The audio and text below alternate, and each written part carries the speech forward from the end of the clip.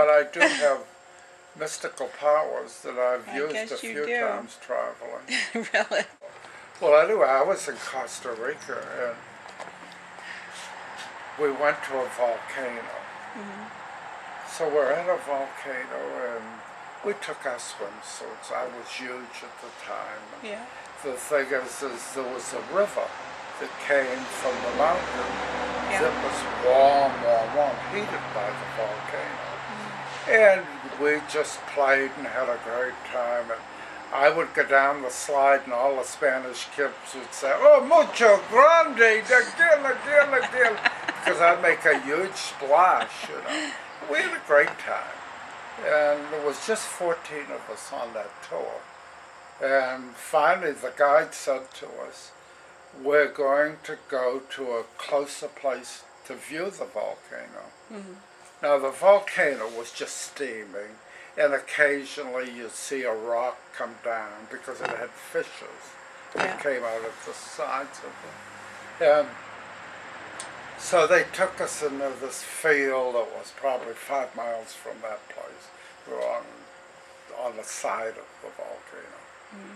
So anyway, I'm looking at it. Oh, looked better where we were the first time. I'm looking at it and looking at it, and I said, "Gee, I'd like to see it really, blow its top, like in the movies." So I said to somebody on the bus, I said, "Well, if we say the secret word, the volcano will wake up and it will get active for us." So he went to the guide and said, "Richard knows the secret word that will make the volcano." So we got all lined up, 14 of us. I said, "Raise your hand, like your fist, make a fist, and yell as loud as you can, hookaraka." I just made that word up, right on the spot. And so we're all standing there yelling, hookaraka, right? Nothing happened. Finally, the guy said, "Richard, get on the bus." He says, "It isn't going to do anything." So I said, "Well, you didn't give it time. It's got to go across the field and up to the volcano." So on the bus, I opened the window and I yelled one more time, hookaraka! And with that, the whole goddamn top of the mountain blew off. I mean, I'm serious. It blew. Well, the guy got off the bus, and the bus was there. They had never seen that happen, ever. It had never had an explosion like that in like 40 years. And it is just like the movies, there's fire jumping out of the top. And they're so excited. All the people that was in the field were excited. So we get back to the hotel. She jumps off the bus. She runs in the lobby. She says, "A guy knows the word and the volcano exploded on us." So it buried the place that we swam at. That whole resort got buried totally. And all so the much people were killed? lava came down off the top of the mountain.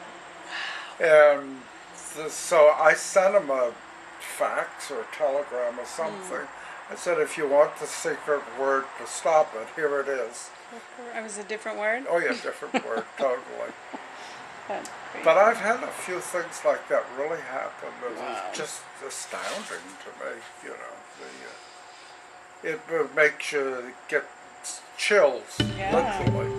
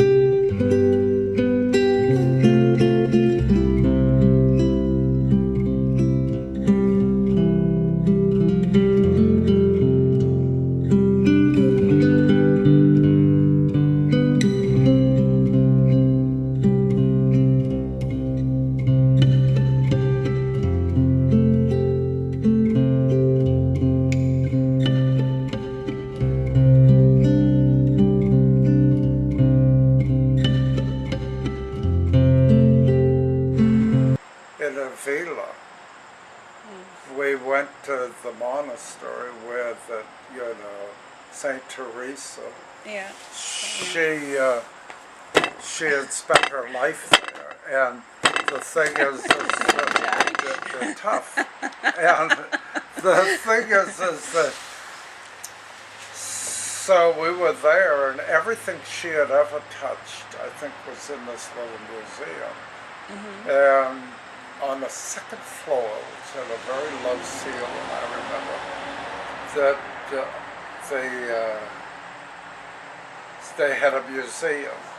And they were showcases, and people had given different things to her, after she became a saint. Yeah. So I got very bored, I mean, I think Denny Jacques was with us from Montreal, and your father, three of us, but because your mother just thought everything was, oh, look at this, you know your mother. So anyway, so what happens was that I got so bored, I went to a showcase and was standing up, and there was a bouquet of silver flowers on these little silver, pieces of metal that stuck up. And they were just flowers on it. And so under my breath, I was all alone. I waved to it. I said, goodbye, St. Teresa. We're out of here. And when I did that, the flowers moved in the case. And so I thought, oh boy, that's a little different. So I did it again. And the flowers went like this, just by waving at them. So I got your mother, and I said, wave at these flowers. It's what for? I said, Tessie, they move if you wave at them. She waved, nothing happened. So she said, you wave at them. So I waved at it, and sure enough, you could really see it move. Yeah. So she did that again. So I did it again, and she got Tommy and Dennis over, and they couldn't get them to move, but I could make them move. So then she called a nun over. So your mother's trying to explain, but she doesn't speak Spanish. So what happens is that she says, my friend can make the flowers move. She says, okay, do it for the nun. So I said, okay, we're leaving, goodbye. And I waved like this. The flowers went like this. And the nun looked at me and like I had direct connection to St. Teresa. And I said to them, let's get the hell out of this place, because I said, they're going to keep me. And so we left in a great haste with a wide-eyed nun watching us. And you have no idea.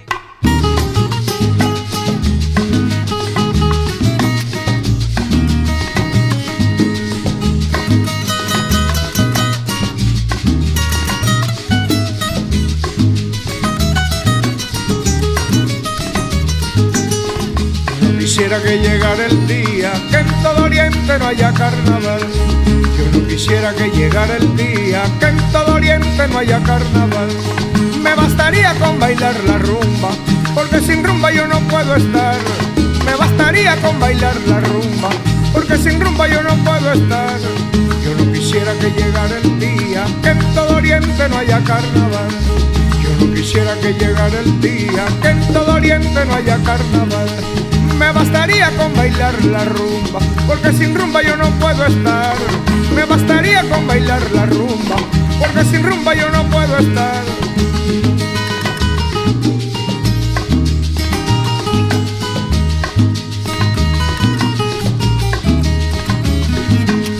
Yo no quisiera que llegara el día que en todo Oriente no haya carnaval. Yo no quisiera que llegara el día que en todo Oriente no haya carnaval. Befriended us and followed us everywhere. Yeah. And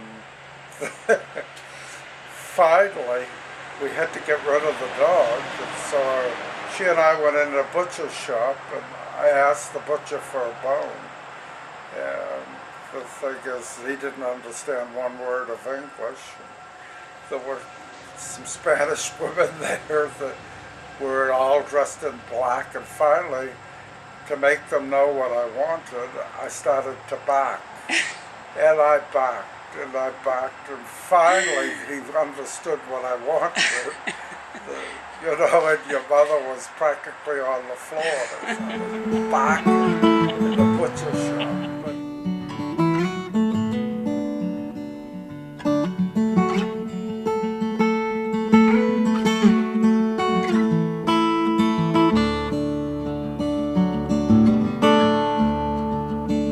If I had wings like Noah's dove, I'd fly the river to the one I love.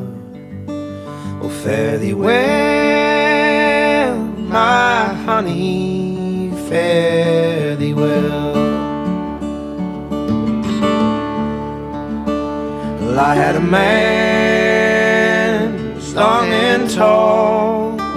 He moved his body like a cannonball. Oh, fare thee well, my honey, fare thee well.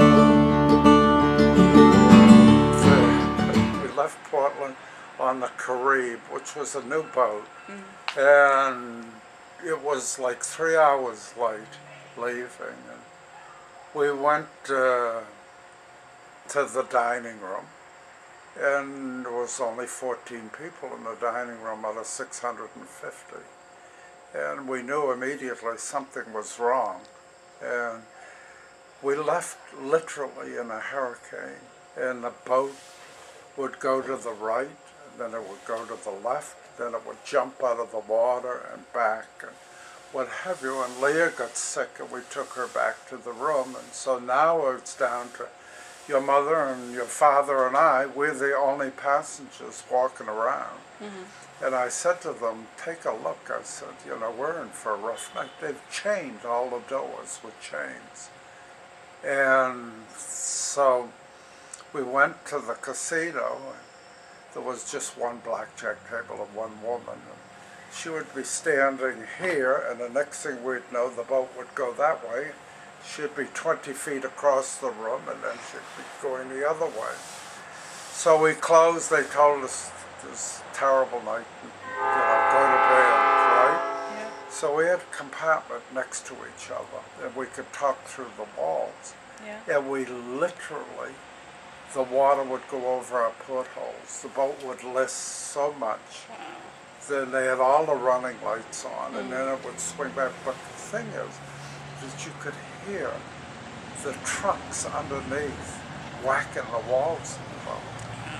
And so the next morning we went to breakfast. There were no waiters, and we never got sick, the three of us, and I held on to a handle all night so I didn't fall out of bed. And then when we got up and we were coming into Canada, they started bringing people out into the halls, and they were leaf lookers because it was in the fall. And they had all broken legs, broken hips, arms. They were badly bad. There was a line of ambulances like a half-mile long waiting for that boat. Wow. And on the way back, I found an officer, and I said to him, was that an unusual night the night we came across? He said, you got courage enough to get back on this boat? And I said, yes, why not? He said, well, the boat was built in Bremenhaven, Germany. And he said the specs call for it to capsize at 33 degrees when it listed 33. And he said 4 times we put it over 35 degrees that night. So that's, it was really, we weren't meant to go. I think your mother prayed as much as we all did.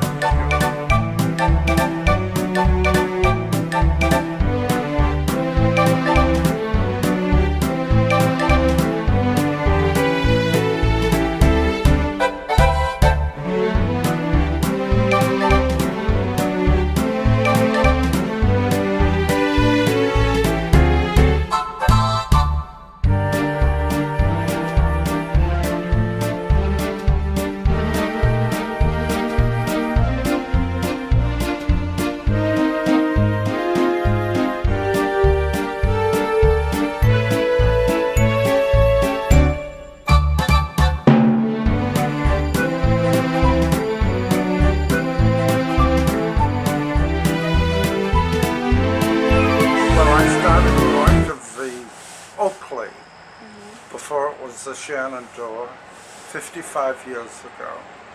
I was 18 years old, and your grandfather, he used to serve, and wait on you. I'd order the pizza, and I'd always order a Metaxa brandy. And he told me years later, he said, I figured anybody who could drink Metaxa brandy straight had to be 21. And but that was my introduction to taking a drink out and what have you, which was a big deal at the time. But I have, known the Mulkern families for the 55 years, and it's been a great, great pleasure. We've done a lot of things together. Your mother and father, and we've been to Europe together, we've been to Canada, we went 21 years to Bermuda together.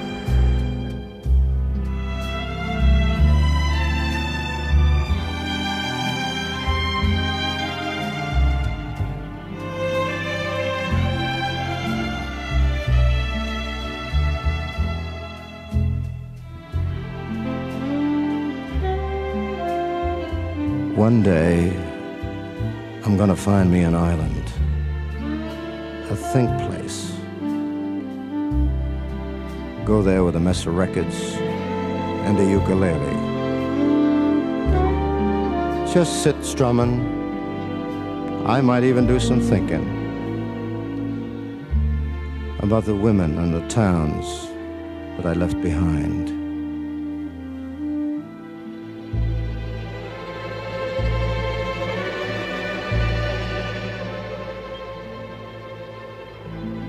What's the history of Petito? Well, Petito was my imaginary island off the coast of Bermuda. And it was inhabited by Portuguese who were very, very tiny people. And everything on the island was in miniature. And they made little baskets for the tourists. They made soup bowls out of turtle shells. They were the only place in the world that were allowed to do that. It just started as a joke, and it became a huge joke. And at the end of our stay, we would have a banquet, and I would give them out gifts that came from Petito, but they were always in miniature. Everything was in miniature. And the new people who would come would always get caught, They would ask me, how do you go there? And I said, I charter a plane. And I know they were very upset that I didn't take people, so I said, if you want to go, I'll take you over. Well, we had a big sign that says you've been had, And then one year when I came, the Bermuda people had a sheet, and on the sheet it said, welcome Richard A. Jones, ambassador to Petito, outside the airport, waiting for me. And they sang songs about Petito. The first year, there was a stewardess from Philadelphia who had come with a friend of hers that was connected. And she asked the pilot to make an announcement on the plane coming home. And which he did, and he said that he was dipping the wing, which he did. He put the plane on the side. He said, if you look down, you'll see the small island of Petito. It was about a rock about 50 feet square. And I was thinking the plane went crazy. But we had a lot of fun with that. For me, I had a lot of fun. We had a great time in Bermuda.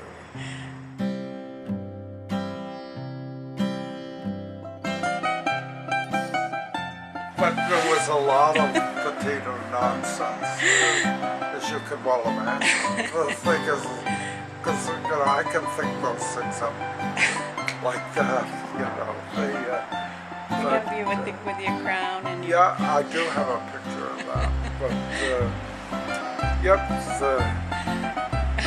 it was fun. Well, we had a good time. That was just a lot of fun.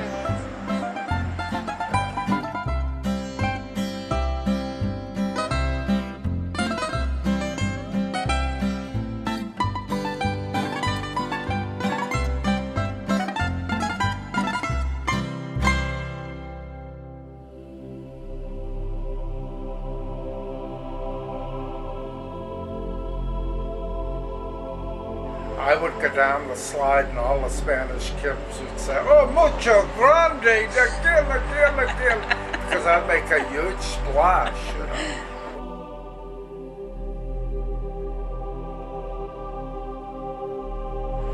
So on the bus, I opened the window and I yelled one more time, "Hookaraka!"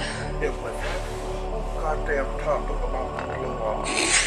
I mean, I'm serious.